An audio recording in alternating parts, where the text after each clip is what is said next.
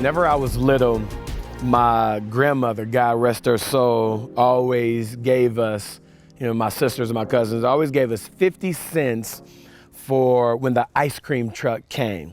And for 50 cents, you can get one or two things. Either one, you can get a bomb pop, which is still my favorite popsicle of all time, or strawberry shortcake.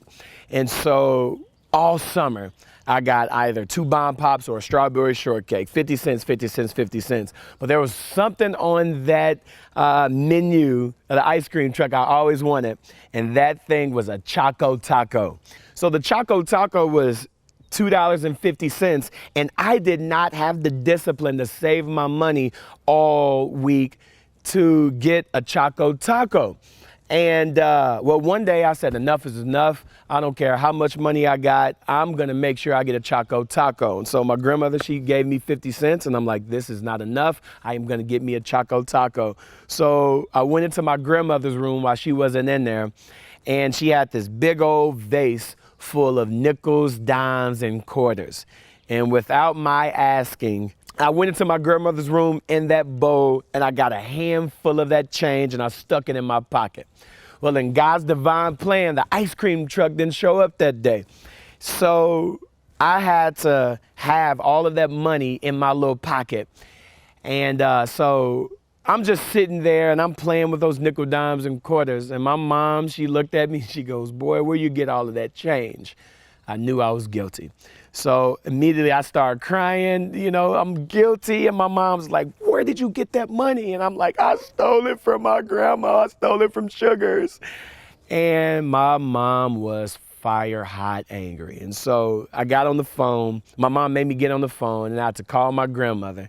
And I'm crying. I'm just know that I'm going to get in a huge amount of trouble. And I'm calling her, and I'm like, I stole your money. And I was just waiting for my mom to say, all right, let's get in the car. Let's go visit your grandma. And I get in whatever trouble I needed to get into. And my grandmother, in the soft, tender voice, said, baby, she said, baby, it's all right. You can have all of that money.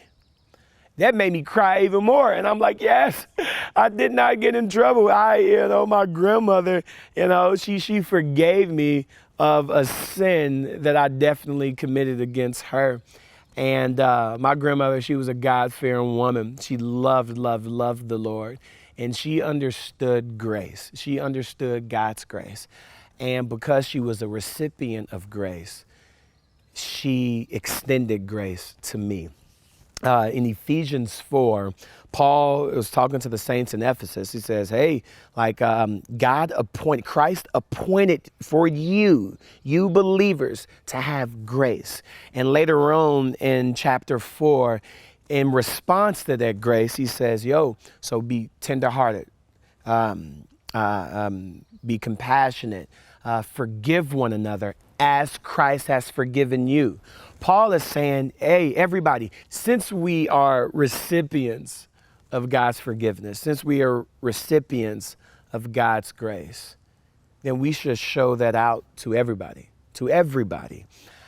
My grandmother gave me grace even though I stood condemned, and that changed me. I will remember that story for the rest of my life. And so how can I sit here and not give grace to others when God's grace was given to me? So I'm challenged to go give grace and give forgiveness to all because Christ has first given it to me.